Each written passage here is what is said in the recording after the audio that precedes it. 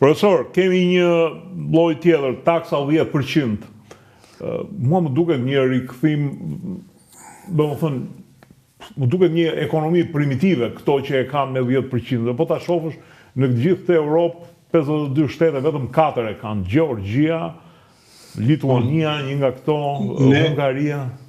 Ne duhet kemi parasysh kur bëjmë diskutimet për taksën e sheshtë ose progresive, që taksa e sheshtë ka qenë, si thua, më masive dhe më tendencë në vitet e para tranzicionit, se ishte një mënyrë edhe më e thjeshtë për të aplikuar, edhe një reagim ndaj periudhës tranzicionit ku kopjuan kryesisht ekonomitë liberale me taksa të ulta.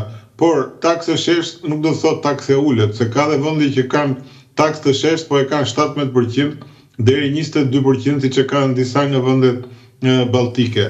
Pra, kur flasim për 10% ose edhe për 9%, siç është rasti i propozimi tjetër, është niveli më i ulët i taksimit, që natyrisht mund të jetë shumë i dëshiruar edhe për individët edhe për bizneset, është më i thjeshtë për të aplikuar, po problemi është që duke ulur kaq shumë nivelin e taksimit, kërcënohen dhe në nivelit të ardhurave buxhetore dhe të ardhurave në përgjithësi, sepse më lejoni të përdor një term më ekonomik, të gjitha rekomandimet e Fondit Monetar Ndërkombëtar, Bankës Botërore apo institucioneve tjera, nënkuptojnë që një vend që është i përafërt me Shqipërinë, si vend me zhvillim dhe me zhvillim relativisht të mirë, duhet të ketë një ngarkesë fiskale 32 deri 35%.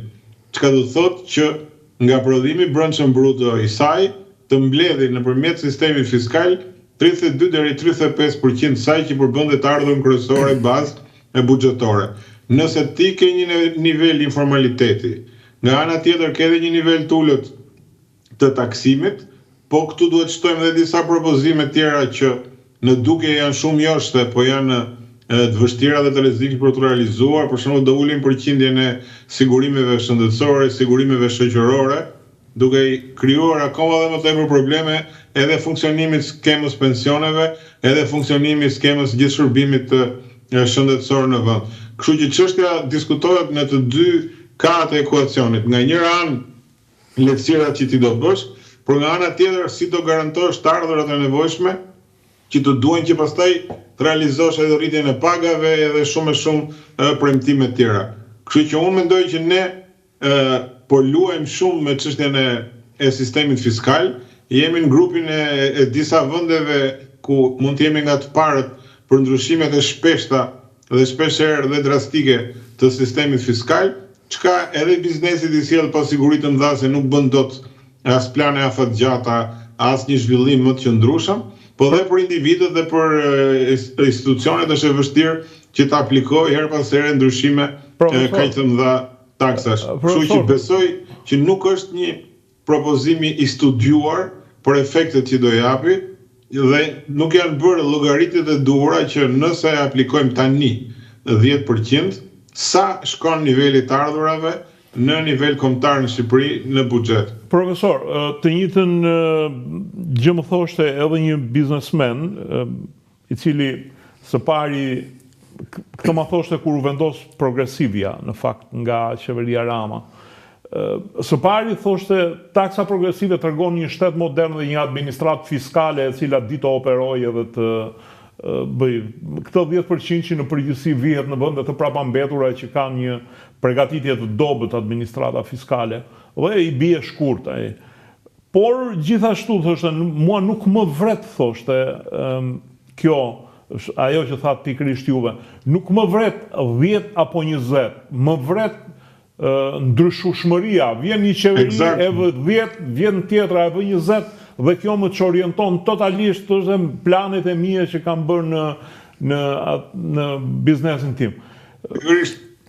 Po. Jo vetëm në këtë rast, por në përgjithësi, në reagimet e biznesit, ky është reagimi më tipik.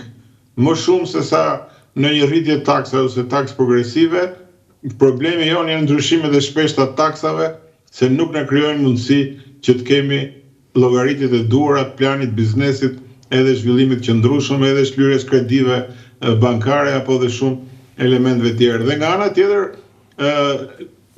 ka diskutime dhe edhe kjo mund të jetë një zgjidhje në fakt, sepse ka qenë një lloj edhe tejkalimi edhe abuzimi. Niveli 23% është niveli i lartë, aq më tepër që prek kryesisht të punësuarit cilësor, nëse mund t'i themi kështu.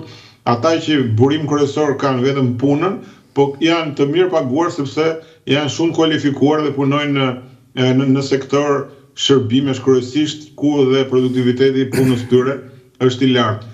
Ndërkohë që biznesi dhe në shumë raste për t'i ke bërë favorizime dhe ja ke çuar edhe 6% ose një kategori bizneses dhe e ke përjashtuar fare.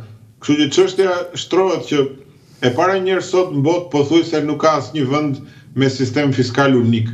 Sot janë sisteme fiskale të kombinuara, pra vendet kombinojnë taksën e sheshtë me taksën progresive, bile në disa raste edhe me taksën regresive.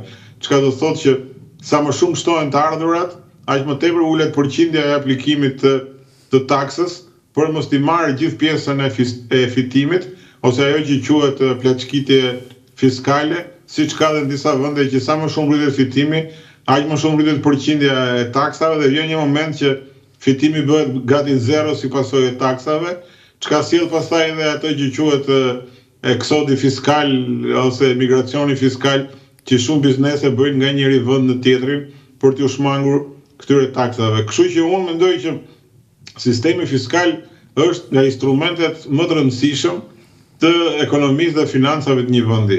Mirë është që të jetë sa më neutral në analizën dhe në aplikimin e tij, sepse kjo i krijon atë që quhet qetësi fiskale, edhe i sjell shumë qëndrueshmëri dhe bizneseve dhe individit.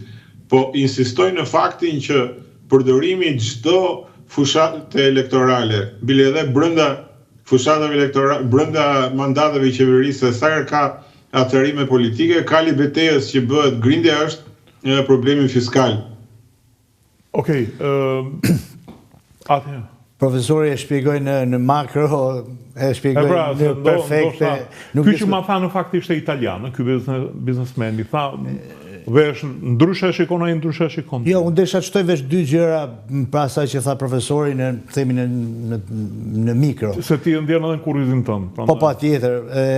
Atëherë, ne taksat nuk kanë qenë të larta as kur ka qenë Berisha, as kur ishte Rama, sepse kemi një nivel 23%, kur po të krahasojmë Itali që shkon në 67 deri në 70, janë nivele shumë të ulta. Por këtu problemi është ndryshmëria e taksave, siç e tha profesori, dhe siç po e shohim që edhe kjo rritja pagës minimale bëhet për efekt të sigurimeve shoqërore për të inkasuar më shumë. Por kemi edhe ato taksat e fshehura. Atëherë ka taksë më të madhe se rënja e euros me 25%. Me fjalë, një biznes e ka 25% në muaj. Ti mund të thush çfarë do takse, mund të vedosh çfarë do takse për një taks. Sa desha ta thosh një ore, ma bëj 20%, po mos blujte pikërisht pra. Jo po rrit rrogat me kaq që ne kemi eksportuesi shqiptar, prodhuesi shqiptar ka një rënje 25% po të krahasojmë me një vit e gjysmë përpara, vetë shka euro, taks më të madhe të fshet se kjo mund të ketë. Kështu që përveç atyre që tha profesori dhe është shumë e saktë se vendet pjesa më e madhe e vendeve të zhvilluara përdorin taksën progresive, por ka edhe një problematik tjetër dhe unë kisha nevojë edhe për mendimin e profesorit. Llogaritja e tatimit mbi të ardhurave. Është një llogaritje e cila është shumë në dëm të biznesit, por edhe të punëtorit. Sepse një punëtor me një pagë minimale 500.000 lekë e ka tatim mbi të ardhurave zero. 501.000 lekë ai tatohet 23.000 lekë. Me fjalë, punëtori nuk do të tatohet. Dhe direkt shkon 23%. Me fjalë, është një taks që duhet të prologaritet, sepse fillon prologaritja jo nga 501 nga 1 lekëshi, por kthehet mbrapsht nga 300.000 lekë. Kështu që kjo është një prologaritje shumë e gabuar, po ashtu edhe tatohet 23.000 lekë të vjetra? Po. Fillon tatimi direkt dhe 1 lekë mas 50.000 lekësh. Po, me fjalë, ai që merr 501.000 lekë i bie me çu shtëpi shumë pak lekë. Po.